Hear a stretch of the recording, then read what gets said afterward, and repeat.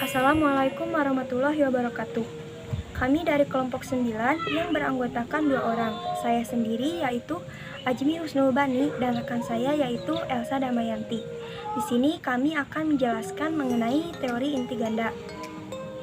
Untuk materi yang pertama yaitu ada latar belakang munculnya teori ini. Teori ini pertama kali dikemukakan pada tahun 1945 oleh Harris dan Ullman. Nah, dua geograf ini membukukan bukunya dengan judul Reading in Urban Geography. Mereka menjelaskan bahwa pertumbuhan kota itu bermula dari suatu pusat menjadi ruwet bentuknya. Hal ini disebabkan karena munculnya pusat-pusat tambahan yang masing-masing akan berfungsi menjadi kutub pertumbuhan. Nah, di sekeliling-keliling nukleus-nukleus itu akan mengelompokkan tata guna tanah yang bersambung secara fungsional. Keadaan seperti ini akan melahirkan struktur kota yang memiliki sel-sel pertumbuhan.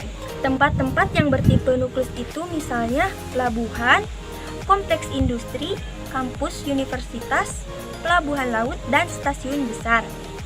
Yang memiliki nukleus-nukleus bukan hanya kota saja, namun desa-desa besar atau kota kecil yang pusatnya merupakan pusat pelayanan bagi penduduk. Baik, materi yang selanjutnya yaitu ada struktur ruang kota.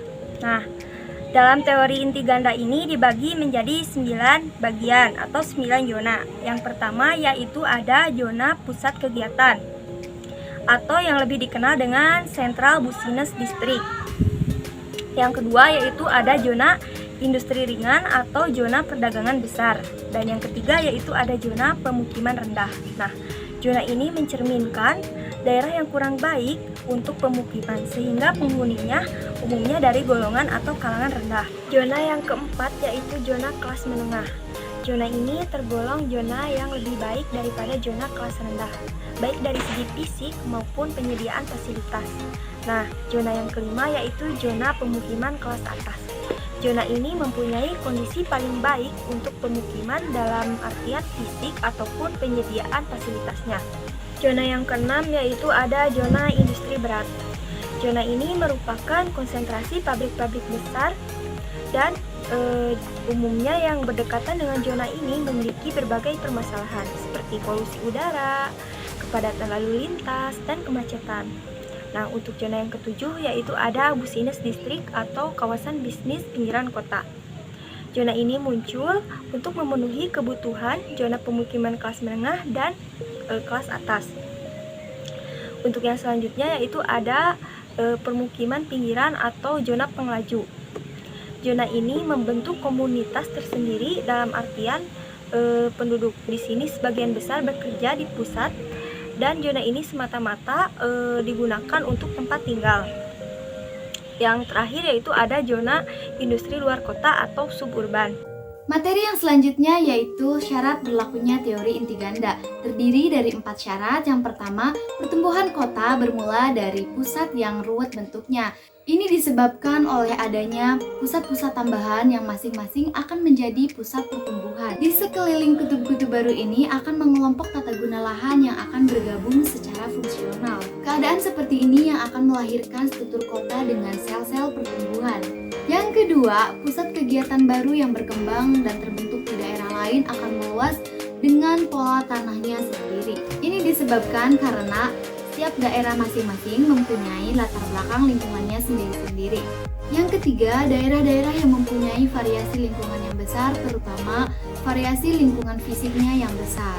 Dan yang terakhir yaitu tempat-tempat yang bertipe nukleus, misalnya seperti pelabuhan udara, kompleks industri, kompleks universitas, dan atau stasiun yang besar. Selanjutnya ada kelemahan dan kelebihan teori inti ganda. Yang pertama, kelemahan teori inti ganda. Karena pembagian zona yang sudah sesuai dengan fungsinya, maka pencapaian dari satu tempat ke tempat lainnya relatif jauh dan memerlukan waktu yang lama. Karena dibutuhkan sarana-prasarana transportasi yang besar sehingga kemungkinan akan menyebabkan kepadatan lalu lintas. Yang ketiga, akan timbulnya kesenjangan keramaian. Yang keempat, kepadatan zona yang tidak seimbang menyebabkan pemanfaatan lahan yang tidak optimal. Lalu ada kelebihan teori inti ganda. Yang pertama, menjamin keamanan dan kenyamanan karena adanya saling pengaruh antar zona. Kedua, memudahkan implementasi dalam pengawasan dan kontrol pelaksanaannya. Kelebihan yang ketiga yaitu memudahkan penataan, perencanaan, dan penggunaan lahan secara mikro. Materi yang terakhir yaitu analisis studi kasus. Kelompok kami mengambil studi kasus Kota Jakarta. Seperti yang kita ketahui, perluasan kota atau wilayah perkotaan di Indonesia sudah menjadi hal lumrah atau dianggap biasa. Kita lihat perkembangan Kota Jakarta berkembang ke arah Bekasi, Depok, dan Tangerang. Sebutan Jabodetabek membuktikan bahwa perkembangan Kota Jakarta tidak lepas dari daerah-daerah yang sebelumnya merupakan wilayah yang berada di luar Jakarta. Nah, wilayah-wilayah inilah yang disebut dengan kota satelit. Munculnya kota satelit ini tidak hanya dilihat dari upaya penumpangan kota inti, tetapi dilihat dari fakta lapangan. Dan pembentukan kota ini disebabkan oleh beberapa faktor. Yang pertama yaitu muncul sebagai konsekuensi dari perkembangan kota kecil yang sudah ada akibat luberan kota inti yang lokasinya berdekatan. Yang kedua yaitu memang direncanakan dan dibentuk sebagai pengembangan lokasinya yang strategis. Nah, kota satelit ini tidak hanya ada di Jakarta saja, namun Maros dan Goa pun menjadi kota satelit dari kota Makassar.